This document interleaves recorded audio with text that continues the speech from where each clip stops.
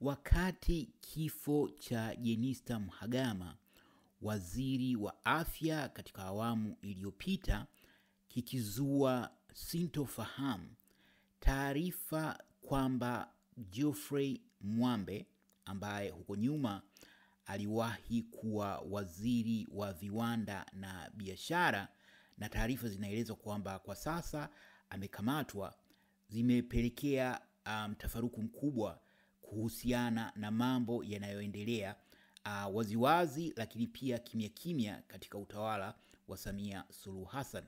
Makala hii inatupia jicho matukio hayo mawili, lakini pia itaeleza mengine ambayo yanaendelea nyuma ya pazia. Kwa hiyo takriban wengi wenu mtakuwa mmefahamu kwamba jana ilitangazwa taarifa ya kifo cha Jenista Mhagama ambaye alikuwa waziri wa afya katika awamu iliyopita. Alipokea nafasi hiyo kutoka kwa Umi Mwalimu ambaye alikuwa ameondolewa kwenye waziri wa afya. Kwa hiyo nafasi yake ikachukuliwa na Jenista Mhagama, na jana ikatangazwa kwamba amefariki. Hata hivyo, taarifa za kifo chake hazikuwa wazi sana kwamba alikuwa anaumwa, alikuwa na matatizo yote ya kiafya, amepatwa na ajali. Taarifa hazikuwa wazi sana kuhusu hilo.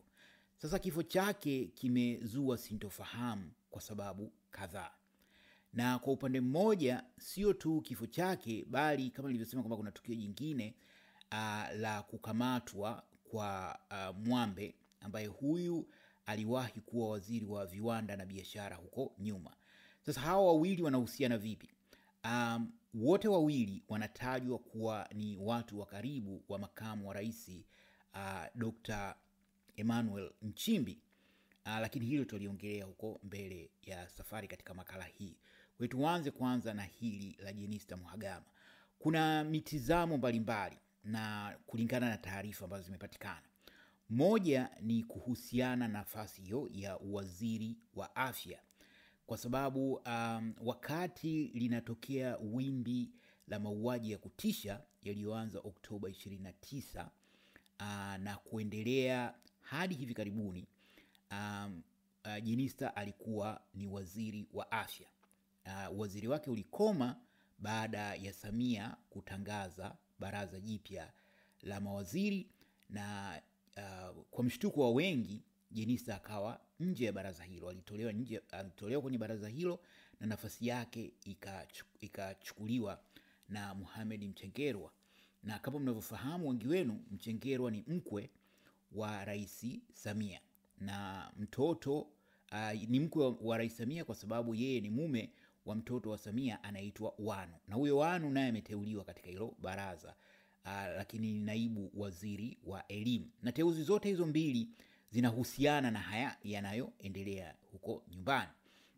Sasa kwa mujibu wa taarifa ni kwamba katika nafasi yake kama waziri wa afya aliyekuwa madarakani wakati matukio haya yanatokea, yani hilo wimbi la mauaji, yamkinika kuamini kuwa alikuwa na uelewa wa idadi ya miili iliyofikishwa katika hospitali mbalimbali za serikali.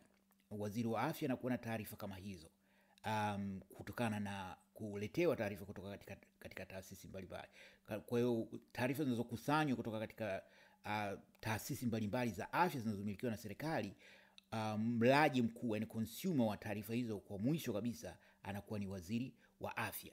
Kwa hiyo kutokana na hilo, hasa kwa kuzingatia kwamba kumekuwa na jitihada kubwa sana zinazofanywa na Samia na genge lake kuficha ukweli wa yaliyojiri kuanzia Oktoba 29, lakini ukweli unafahamika kwamba maelfu ya Watanzania wameuawa.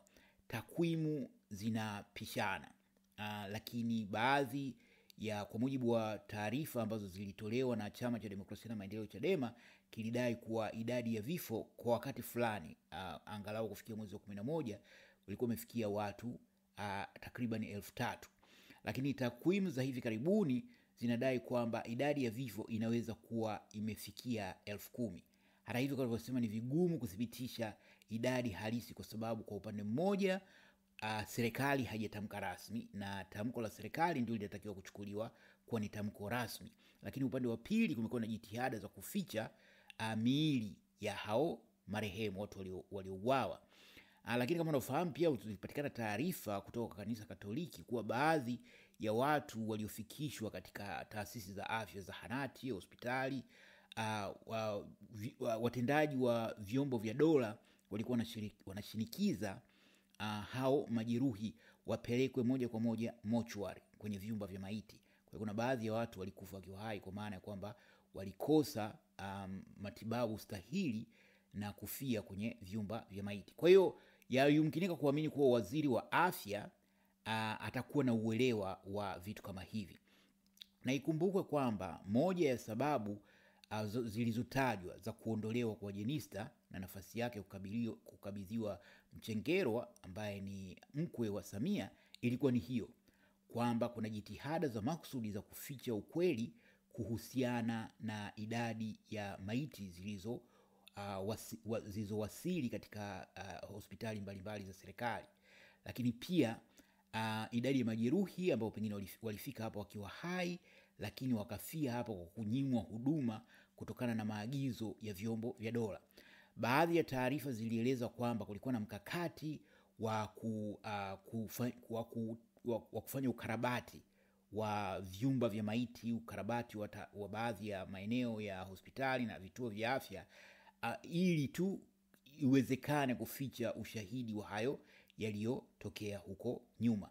Lakini pia wakati haya yanaendelea, taarifa zimeeleza kwa moja ya kundi la watu ambao wamekamatwa sana katika siku za hivi karibuni ni madaktari na manesi.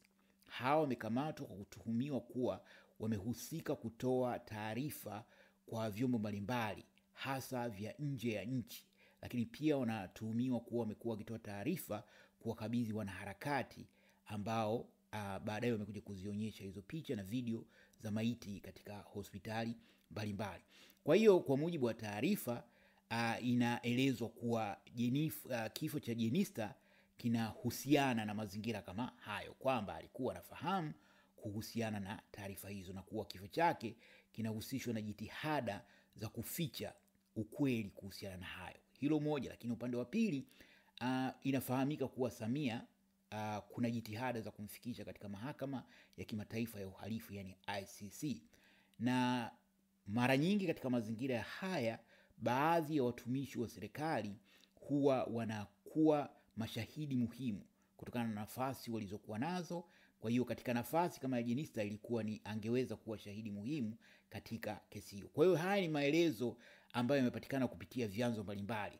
Haimaanishi kuwa hiyo ndio hali halisi jinsi ilivyo, lakini kuna umuhimu wa kufahamishana, kuhabarishana kile ambacho kinafahamika mpaka muda huu.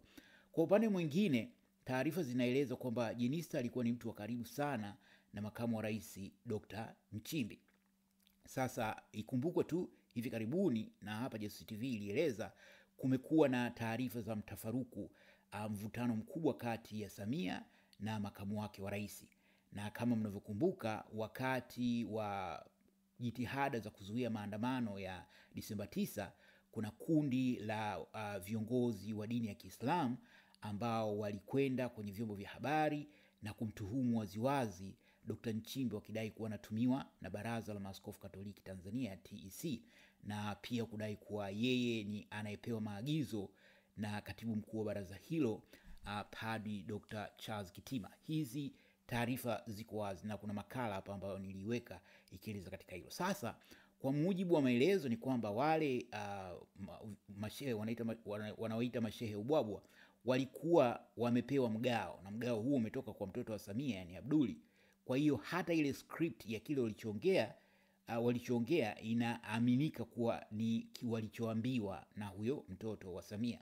Kwa hiyo hata hayo maelezo ya kumtaja Dr. Nchimbi ina maana yalitoka. Kwa hiyo hii inakupa picha kwamba kuna mtafaruku kati ya hawa watu wawili. Sasa kwa mujibu wa maelezo ni kwamba waziri marehemu huyu Mhagama alikuwa mtu wa karibu na Dr. Nchimbi, karibu sana. Ukaribu wao, wapo watu wanaoelewa ulikuwa kivipi, lakini walikuwa ni watu wa karibu sana. Kwa hiyo inadhaniwa pia kuwa ni kama labda pengine kuna mtu ameua ndege wawili kwa jiwe moja. Kwa upande mmoja ni kuhusiana na hayo mambo ya hilo wimbi la mauaji, lakini upande wa pili ni kama kujaribu kumtarget mtu wa karibu na Dr. Nchimbi. Sasa tukiacha hilo la kifo cha Jenista Mhagama, pia kuna hili jingine la kukamatwa kwa Mwambe. Huyu pia inaelezwa kwamba ni mtu wa karibu wa Dr. Nchimbi, na inaelezwa kwamba sababu ya kukamatwa kwake inahusiana na interaction aliyokuwa amefanya na Dr. Nchimbi. Haijafahamika kiundani hasa hiyo interaction ilikuwa vipi, lakini kuna mawasiliano kati ya hao wawili ambayo inaelezwa kwamba amepelekea hilo. Sasa hii inaongeza uzito wa ukweli kwa wawili hawa, viongozi hawa wawili, yani Samia na makamu wake Dr. Nchimbi, hawako katika good terms. Na hii inaweza kuwa habari njema. Inaweza kuwa habari njema kwa sababu jitihada za ndani za kumngoa Samia mpaka sasa hivi bado hazijakuwa vizuri sana. Kama unavyoona, tarehe 9 kulikuwa na mpango wa kufanya maandamano kwa kushinikiza atoke, lakini kwa bahati mbaya maandamano hayakuwa na mahudhurio ya kutosha, na huwezi kulaumu kwa kutokana na mahudhurio hafifu.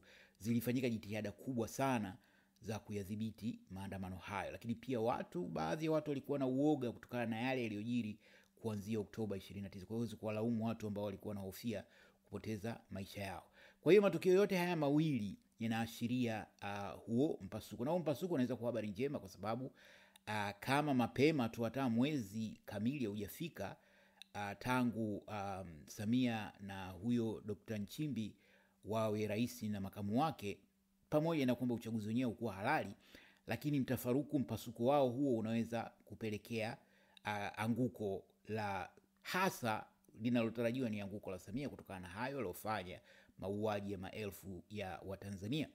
Lakini mtakumbuka pia Jasusi TV iliripoti kwamba kuna kiongozi wa kitaifa ambaye amewekwa kwenye house arrest. Yani ni mtu ambaye kama amekamatwa lakini amezuiliwa kwa nyumbani kwake. Kinachoweza tu kutamkwa kwa sasa ni kwamba kiongozi huyo sio Mwambe.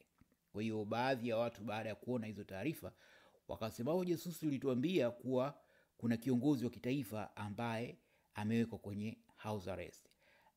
Taarifa ile haikuwa ikihusiana na Mwambe. Hili tukio la Mwambe limetokea baadaye.